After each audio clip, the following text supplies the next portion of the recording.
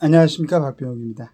이제 아침에 각 신문의 논설위원들, 그 다음에 여러 가지로 이제 글을 써놓은 걸 제가 읽어보면서, 물론 전부 틀린 건 아니죠. 일면 많이 이제 맞는 얘기가 있는데, 저도 굉장히 아쉬움을 갖고 있어요. 우리가 항상 얘기를 하지만은, 이제 영부인 그러면은 유경수 여사를 떠올리지 않습니까? 참, 지금 생각해 보면은, 한 나라의 안살림을 맡기에는 어린 나이였었죠. 박정희 대통령하고 나이 차이가 많이 있어가지고 36세, 6부터 이제 영부인 역할을 했는데, 지금 우리 이제 그 자녀들이 오히려 그 나이보다 더 많은 이제 그런, 데인데 생각해 보면은, 참 그 나이에 어떻게 영부인 역할을 이렇게 훌륭하게 해냈을까. 그 다음에 이제 그 이후로 특별하게 영부인들이 입에 오르내리는 건 거의 없었죠. 예, 없었는데, 이제 그 노무현 대통령 때 부인 권양순 여사의 일 때문에 결국 이제 그 참 우리 노무현 대통령이 그런 이제 참 일이 있었는데, 그 이후로 실은 이명박 대통령 부인도 거의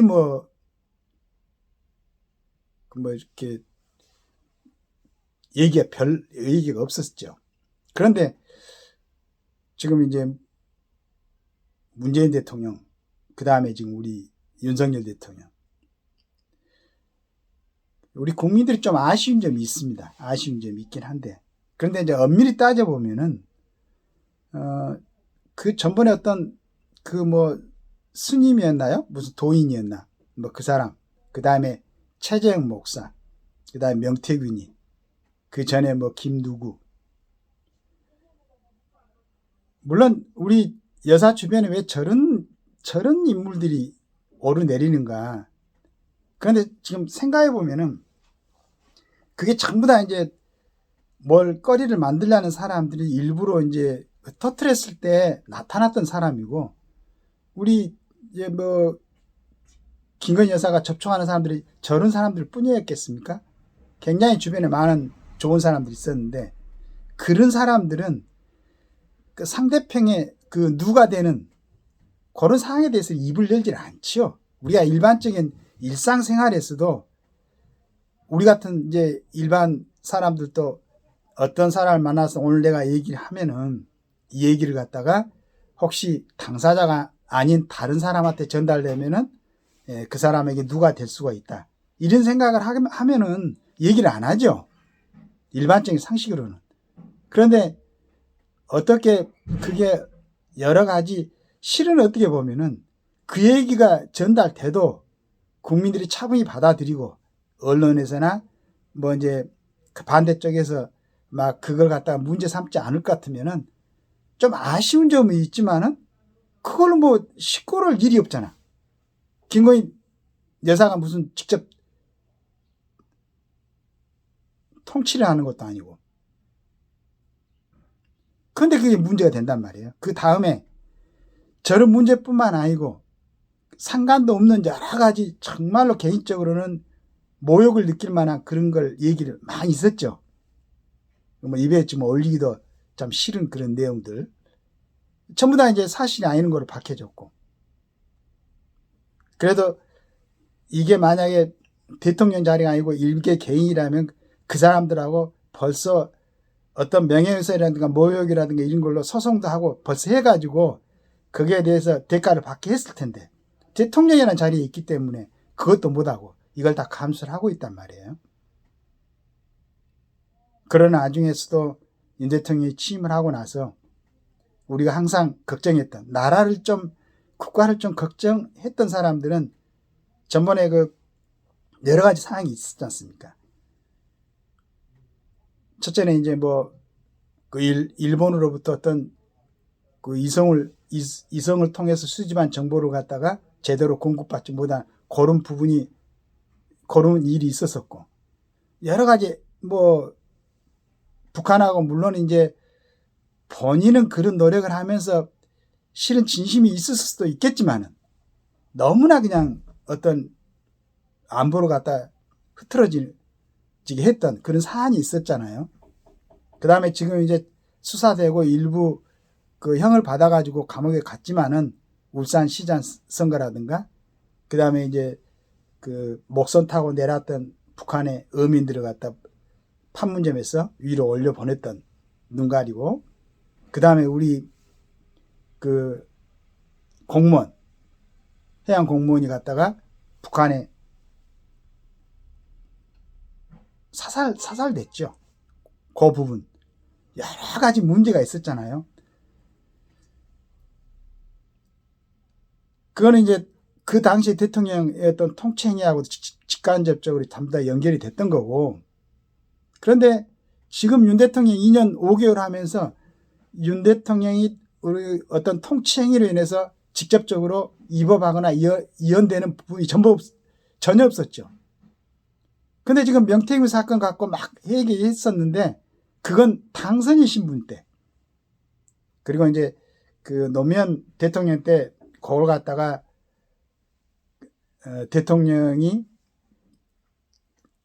당에 관여를 하지 않는 걸로 이렇게 됐지만은 예전에는 김대중 총재, 김영삼 총재 하면서 대통령은 당의 총재로서 직접적으로 총선화 다 지휘를 했었죠. 상식적으로 생각해 보면 대통령이라는 사람이 자기를 뽑아 올려준 그 당, 자기 지지 기반인 당에 전혀 관여를 안 한다. 이건 어떻게 보면은 겉으로 얘기고 실질적으로는 관여가 전혀 안 될 수는 없잖아요. 지금 뭐 국회의원 중에서 내각으로 뽑아가지고 전부 다 뭐 장관들도 시키고 국무총리도 시키고 다 하잖아요. 이런 걸 가지고 그러니까 정말로 나는 이제 그 아쉬운 게 우리 정치하는 사람들이 그런 거 말고 진짜로 어떻게 하면은 국가를 위해서 조금 더 좋은 또 국민의 안전을 위해서 조금 좋은 아이들을 서로 그 경쟁을 해야 되는데 잘하고 있는 기업들 열심히 살고 있는 국민들을 어떻게 하면 좀 피곤하게 하고 어떻게 하면 혐오스럽게 하고 이런 경쟁을 하는 것 같아. 이번에 국정감사를 보니까 물론 이제 내가 보기에는 어떤 그 상임위원장은 야, 저 정도면 화가 날 뻔하고 소리도 한번 질릴 뻔한다도 하는 생각이 드는데도 그냥 차분하게 잘 정리를 하면서 운영을 하는 분들도 있었어요. 그 다음에 국회의원들 특히 초선 의원들이 이번에 활동을 하는 것 보니까 굉장히 그 준비를 잘해가지고 아주 그 논리적으로 하나하나 물론 초선 중에서도 좀 이상한 사람들이 있었죠. 물론 300명이 모이니까 전부 다 똑같은 모습은 보일 수 없겠지만은 그렇게 노력하고 뭔가 좀 그 개선시키려고 노력하는 그런 모습이 보이면은 국민들도 안심이 되는데 말도 안 되는 것 가지고 항상 얘기하지만은 아무래도 어떤 형태든지 그래도 일반 국민보다는 국회의원들의 어떤 수준이 높다고 생각하니까 우리를 대신해서 뭐 행정부도 견제하고 또 좋은 법률도 만들고 이렇게 하라고 우리가 선출해갖고 뽑은 거 아니에요. 그럼 거기에 대한 어떤 그 적합한 모습을 보여줘야지.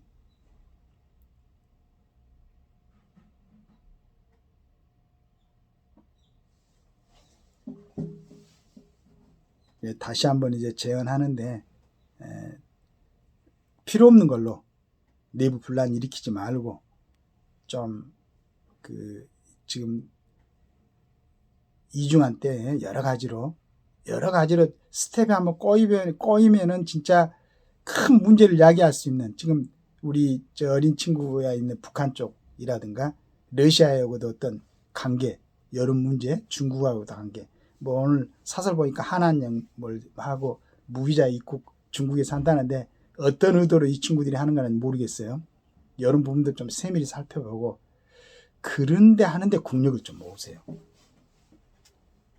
네, 대통령부터 국회의원들 전부 다 지금 막중한 임무를 국민들로부터 이임 받아가지고 지금 나라를 다스리고 있는 거 아니겠습니까? 우리나라는 특권층을 인정하는 사회가 아니기 때문에 기간이 끝나면 전부 다 이제 내려옵니다. 물론 또 국회의원들 다시 해가지고 또 출마하면 국회의원이 될 수도 있겠지만은 언젠가 그 마무리됩니다.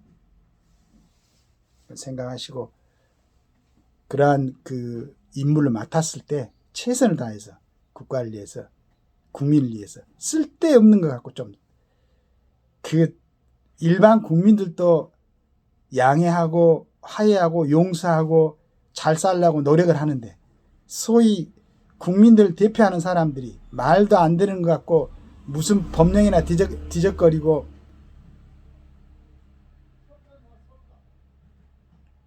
이런 참 그런 모습 보이지 말고 좀 멋있는 정치인들 모습을 보여주세요. 그런 문제가 있으면은 깨끗이 물러나고 책임을 지고 그리고 제발 그 재판 받으면서 정치하려고 하지 마세요. 깨끗하게 정리하고 와서 다시 정치를 하려고 해야지. 본인들이 생각한 게 이게 무죄다 생각하면은 면책 특권이고 불체포 특권이고 다 내려놓고 법원에서 재판을 받아가지고 무죄를 받아서 다시 정치로 들어오는 걸로. 그렇게 해야지. 이거 국민들 진짜 혼란스럽고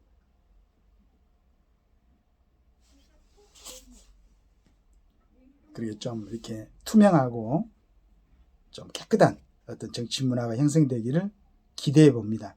감사합니다.